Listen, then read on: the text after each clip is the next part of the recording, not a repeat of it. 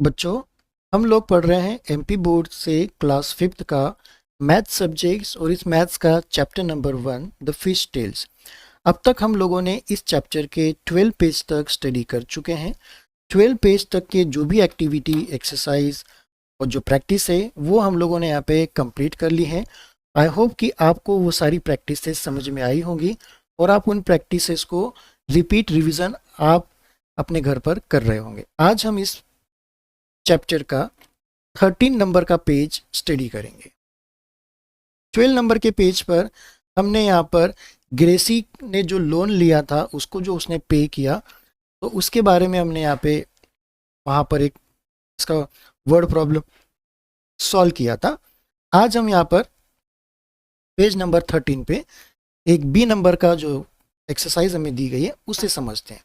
चलिए, Jhansi and her sister took a loan of rupees 21,000 to buy a logboat। Jhansi और उसकी जो सिस्टर है उसने बैंक से दोनों ने मिलकर 21,000 रुपीज़ का लोन लिया। किस लिए? ताकि वो एक लॉग बोट परचेस कर सके, बाय कर सके। दे paid back a total of rupees 23,520 in 1 year. इन्होंने भी एक साल के लिए लोन लिया था 21,000 का, 21,000 का, लेकिन इन्होंने टोटल कितना पे किया है? 23,520। 21,000 से 21,000 से ये मोर है, ज़्यादा है। हाउ मच डिड दे पे बैक एवरी मंथ।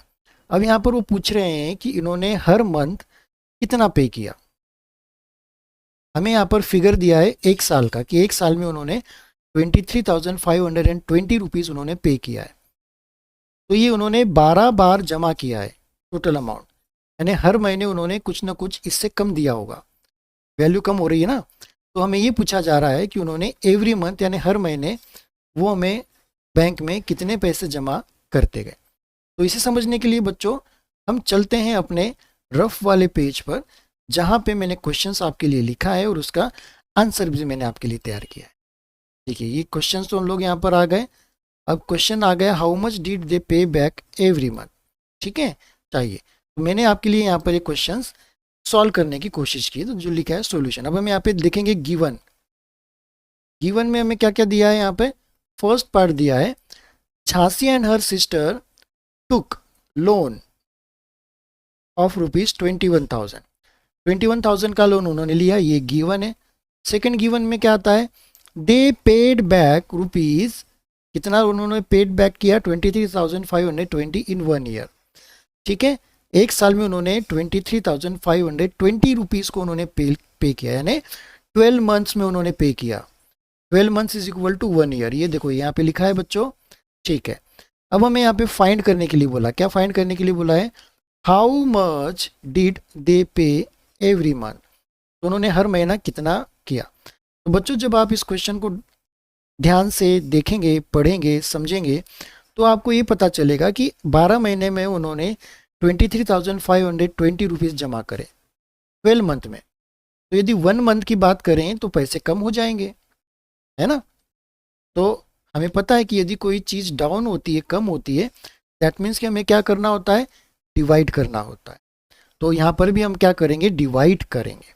कैसे डिवाइड करेंगे? आइए, तो यहाँ पे हम करेंगे total money paid back in 1 year, कि जो टोटल अमाउंट जो उन्होंने पे किया था वो अमाउंट हम यहाँ पर लिख लेंगे। अब यहाँ पे हम मल्टीप्लाई का साइन लगाएंगे और यहाँ पे लिखेंगे नंबर ऑफ मंथ्स। कितने महीने उसने पे किए? एक साल तक किया। एक साल में कितने महीने होते हैं? 12 मंथ्स होते हैं। तो इस 12 मंथ्स को हम उस टोटल अमाउंट जो पे किया है उससे डिवाइड करेंगे। ठीक है, तो आंसर हमें वहाँ पर वो आ जाएगा रुपीज़ में, पर मंथ वाला। ठीक है, आइए फिगर हम लोग यहाँ पे पुट कर लेते हैं। Total money paid back in 1 year कितना आया? 23,520 रुपीज़। ये रुपीज़ में आया। ठीक है, डिवाइड का साइन लगा दिया।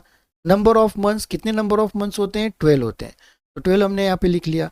बच्चों जब आप इस पूरे लीनियर को जो डिवाइड है यहाँ पे, इसको जब आप सॉल्व करोगे तो ये वाला आंसर आएगा। तो क्या आंसर? ये 1 10 100 1000, दैट इज 1,960 रुपीज़। ये एक महीने का निकला उनका कि 1 मंथ में उन्होंने कितना पे किया, 1960 रुपीज़ का। तो आंसर आ जाएगा टोटल अमाउंट दे पे बैक इज, ठीक है,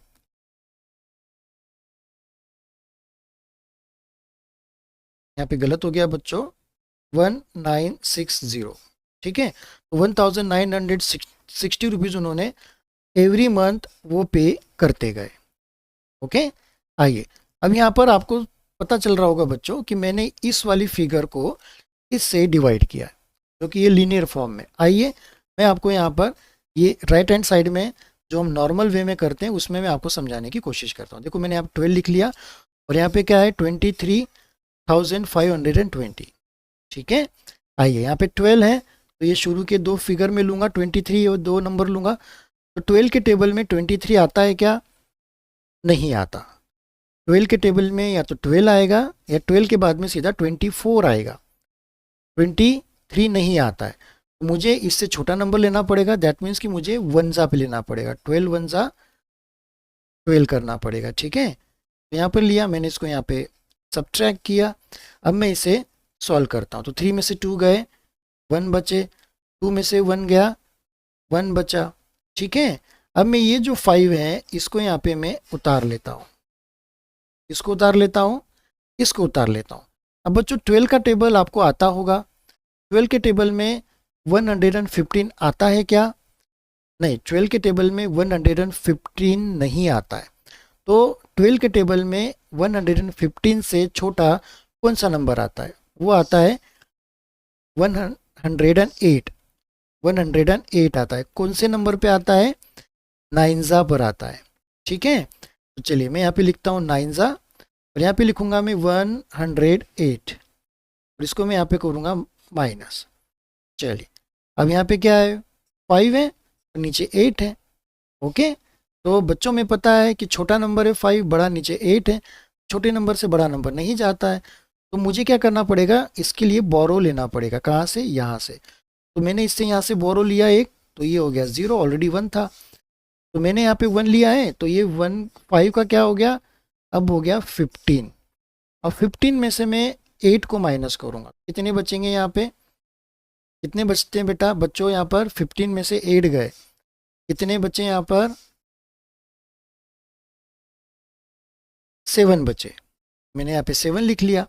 अब ये 0 का 0, ये 0 का 0, ठीक है। अब यहाँ पे बच्चों बचा है सेकंड वाला 2 नंबर बचा है, तो मैंने ये 2 भी यहाँ पे उतार लिया और ये जो 0 है ये 0 को भी मैंने यहाँ पर उतार लिया, ठीक है। अब 12 के टेबल में 72 आता है क्या, हाँ 12 के टेबल में 72 नंबर आता है। कौन से नंबर पे आता है, 6 पर आता है। तो 12 6 72, तो मैंने ये 72 यहाँ पे लिख लिए, ठीक है, लेकिन साथ में 0 भी है। तो 12 0 0 आ गया, यहाँ पे भी मैं 0 लगा दूंगा और यहाँ पे इसका पूरा 0 0 0 0, दैट मीन्स कि पूरा 0 आया। तो ऊपर यहाँ पे हमें क्या आंसर मिला है, 1960, दैट इज 1960। आप चाहो तो ऐसे भी इसको सॉल्व कर सकते हो, ठीक है। तो बच्चों यहाँ पर हमने जो बी वाला क्वेश्चन है, झांसी एंड हर सिस्टर, जो कि 21,000 का लोन उन्होंने लिया था और 23,520 उन्होंने पे किया, जो कि एवरी मंथ को कितना करना पड़ा उन्हें, 1960, ठीक है। अब यदि बच्चों आप ये जो है 1960 को आप यदि 12 से आप करोगे इसको मल्टीप्लाई, तो आंसर आपका वही आएगा, कितना आएगा, 23,520। आप चाहो तो करके देख लो, ठीक है। चलिए, तो यहाँ पर बच्चों ये क्वेश्चंस मैंने आपको समझाने की कोशिश की है, आप लोगों ने अच्छे से समझ लिया है। इसकी एक बार और आप आपके कॉपी में प्रैक्टिस कीजिएगा। चलिए अब हम आ जाते हैं अपने मेन चैप्टर के पेज पर, जो कि 13 नंबर। अब यहाँ पे कुछ और हमें यहाँ पर लिख कर समझाने की कोशिश की गई। चलिए, earlier women did not go on the boat to fish. पहले के ज़माने में, अर्लियर का मतलब क्या, पहले जो महिलाएं थी, फिशर वुमेन थी, वे नाव पर मछलियां पकड़ने अंदर समुद्र में या नदियों में तालाब में नहीं जाती थी। हमने अब तक जो भी चैप्टर में पढ़ा है कि फिशरमैन जाते हैं मछलियों को पकड़ने, अलग अलग बोट्स होती हैं उनमें वो जाते हैं, ठीक है। तो पहले महिलाएं भी जो फिशर वुमेन से वो भी नहीं जाती थी, बट नाउ लेकिन अब Jhansi and some others are going to the boats during the day. लेकिन अब झांसी और दूसरी कुछ महिलाएं जो हैं वे समुद्र में जाती है मछलियां पकड़ने के लिए, वो भी दिन के समय में, रात में नहीं जाती, दिन के समय में। यानी हमें पता है कि झांसी ने कौन सी बोट परचेस करने के लिए लोन लिया था, लॉग बोट, जो कि बहुत ज़्यादा दूर तक समुद्र में नहीं जाती है। यानी सुबह यदि जाएगी तो शाम तक वो वापस लौट कर ईजिली आ सकती है, 20 kg का वो फिश कैच करके ला सकती है। ये जेंट्स भी चला सकते हैं। अब कुछ लेडीज़ें भी लॉग बोट के सहारे जाकर मछलियाँ पकड़कर अब वो भी अपना मछली पकड़कर जल्दी से शाम को रात होने के पहले तक अपने किनारे या अपने घर पर आ जाती है, ठीक है। Things are changing now and their bank help them. जो चीज़ें हैं वे आज बदल रही है। पहले महिलाएं नहीं जाती थी, वे नाव नहीं चलाती थी, लेकिन आजकल सब कुछ बदल चुका है। आज महिलाएं भी नाव चलाकर समुद्र में मछलियां पकड़ने जाती है। यही नहीं, हम लोगों ने देखा है कि जो लेडीज़ होती है, वुमेन्स होती है, वे नाव ही नहीं, वे एरोप्लेन भी चलाती हैं, हेलीकॉप्टर भी चलाती है, बड़ी बड़ी शिप्स भी चलाती हैं, रेलवे में जो ट्रेन्स होती है उनको भी चलाती हैं, कार चलाती है, ट्रक्स भी चलाती हैं, आर्मी में भी हैं लेडीज़ें। तो आजकल जो महिलाएं हैं इनकी जो पार्टिसिपेशन है इनका हर एक जगह पे नज़र आता है और ये अच्छी बात है। They have also got a special bus to take their basket full of fish। अब ये जो है, जैसे कि इसमें बताया है कि कुछ जो झांसी और जो अदर वुमेन से वो समुद्र में जाती है लॉग बोट से और वो मछलियों को पकड़ कर लाती है, ठीक है। तो जो वो मछलियाँ पकड़ कर लाती है तो ये उनको क्या होता है यहाँ पर कि वो मछलियाँ वे खुद भी उसको लाकर खुद ट्रांसपोर्ट करके बाजार में खुद भी बेच सकती है। ऐसा नहीं कि उन्होंने लाके दे दिया तो कोई और बेचेगा, नहीं। देखो बच्चों, यहाँ पर कितना सारा काम हो रहा है।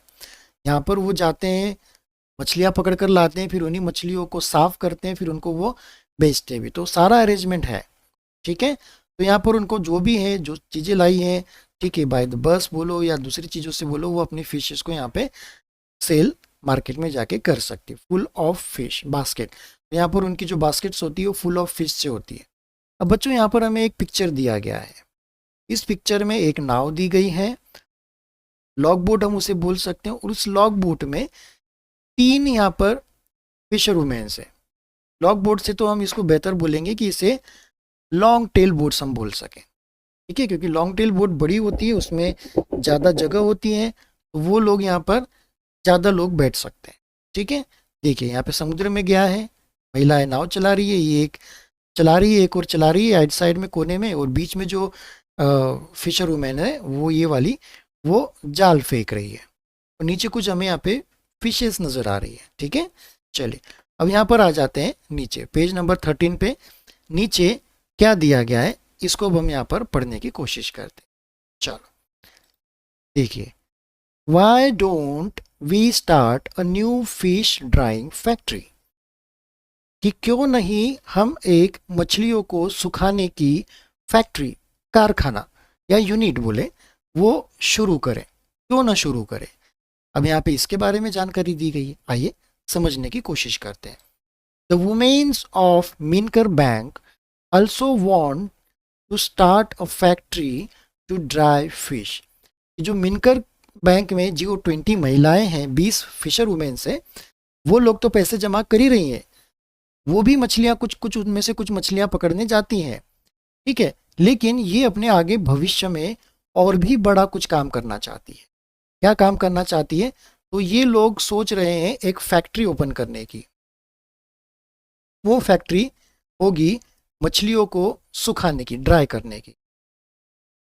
जो भी मछलियाँ समुद्र से वो पकड़ कर लाती हैं तो उन्हें उनको साफ करना होता है, और उनको ज़्यादा समय के लिए टिकाने के लिए उनको कभी कभी सुखाना भी पड़ता है। तो इससे क्या होता है कि जो लाइफ शेल्स होती हैं, जो फिशेस की, ड्राई फिशेस होने के बाद वो बढ़ जाती है, तो वो जल्दी ख़राब नहीं होती है, तो उसकी कीमत ज़्यादा मिलती है, उसकी डिमांड भी ज़्यादा होती है। ठीक है, तो ये लोग सोच रहे हैं कि क्यों ना हम ऐसी एक फैक्ट्री खोलें जो कि फिशेस को ड्राई करती है, तो हम उसको खोलने का प्रयास करते हैं। ठीक है, the panchayat has given them some lands for that. बच्चों, ये जो फैक्ट्री खुलती है ये कोई ऐसे कागजों पे नहीं खुल जाती, इसके लिए ज़मीन चाहिए होती है और पैसा चाहिए होता है। तो ये जिस गांव में रहते हैं वहाँ पे एक पंचायत होती है जो कि सरकारी होती है।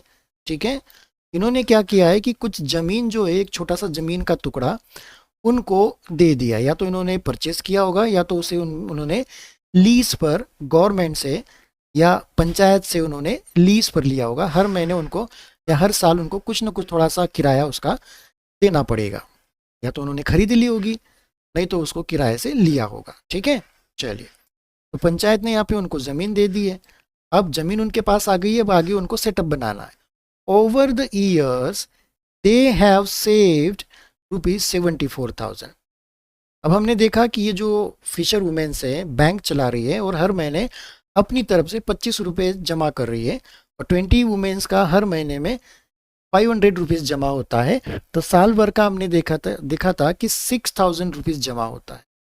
ठीक है, अब यहाँ पे बोला गया है कि ओवर द ईयर्स, कई सालों से ये लोग जो है पैसे जमा करते आ रहे हैं, तो इनके पास कितना जमा हो गया है टोटल? 74,000। ठीक है, हमने 10 ईयर का निकाला था, 10 ईयर का कितना होता है? ₹60,000। ठीक है, और 10 ईयर से ज़्यादा समय इनको हो चुका होगा। बच्चों, यहाँ पर एक चीज़ मैं आपको बता दूँ कि इसके पहले हमने लोन वाला पार्ट देखा था कि दो लोगों ने अलग अलग लोन लिए, तो उन्होंने जो लोन लिया था उसके अलावा भी उन्होंने उसमें पैसे एज ए इंटरेस्ट उनको देने पड़े। तो ऐसे और भी दूसरे लोगों ने लोन लिए होंगे, एक बार ना होके इतने 10-12 सालों में, 15 सालों में एक बार, दो बार, तीन बार रिपीट रिपीट करते गए होंगे, है ना? तो इस वजह से क्या हुआ कि इन्होंने जो पैसे जमा करे हैं अपने तरफ से, तो वो तो थे ही, साथ में इंटरेस्ट भी इनके बैंक में जो लोग लोन लेते थे उससे भी इनकी इनकम होती गई, तो यार इंटरेस्ट का भी इनकम होता गया। तो वो सब कुछ मिला के 74,000 इनके पास अभी जमा हो चुका है इनके बैंक में। ठीक है, they find out how much they will need for the factory. इन्होंने पता लगाया है कि एक फैक्ट्री को बनाने के लिए कितना चाहिए पैसा, हाउ मच यानी कितने पैसे लगते हैं। फैक्ट्री जो होती है बच्चों, उसमें कई सारी मशीन्स होती है, शेड होता है, और भी दूसरी कई तरह की चीज़ें होती है। तो इन्होंने एक एस्टिमेट बना लिया कि उसमें कितना कितना खर्चा आ सकता है। चलिए, नीचे हम देख लेते हैं यहाँ पे क्या लिखा हुआ है। Fazila writes the things they need to buy to begin. Fazila, जो कि हमने देखा था कि मिनकर बैंक की प्रेसिडेंट हैं, उन्होंने क्या किया है कि उन सभी चीज़ों का उन्होंने एक लिस्ट बनाई, ठीक है, जो फैक्ट्रियों के लिए ज़रूरी है। तो उन्होंने उसको खरीदना पड़ेगा, है ना? वो घर पे तो मिलेगी नहीं, तो मार्केट से क्या करना पड़ेगा? बाय करना पड़ेगा। ठीक है, तो उन्होंने क्या किया कि इसकी लिस्ट चालू बनाना शुरू कर दिया, बिगिंस।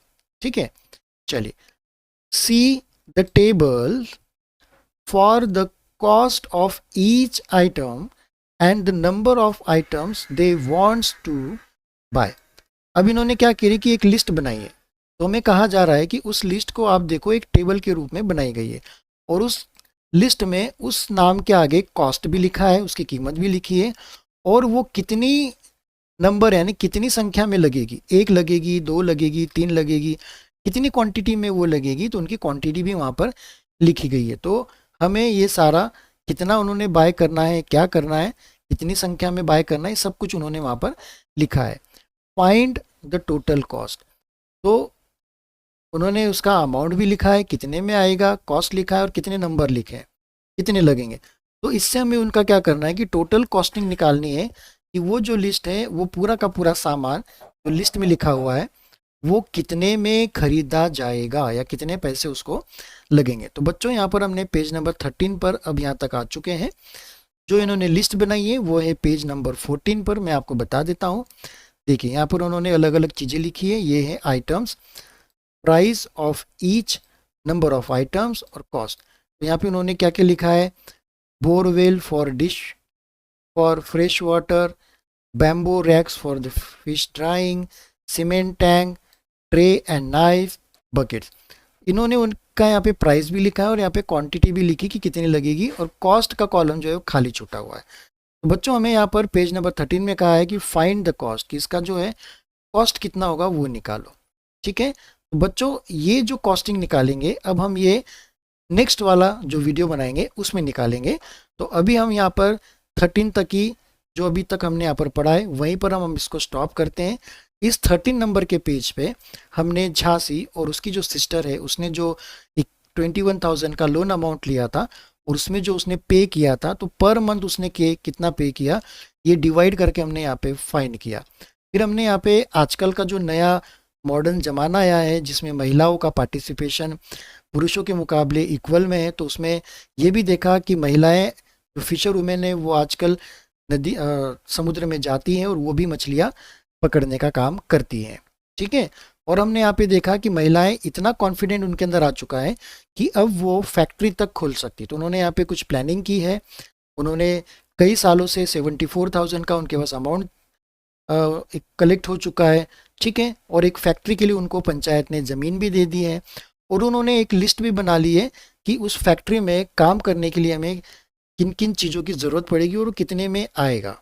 एक तरह से उन्होंने एक एस्टिमेट बना कर रखा है। तो ये बच्चों हमने पेज नंबर 13 पे स्टडी किया है। आइए अब हम पेज नंबर 14 पर आगे चलेंगे नेक्स्ट वीडियो में।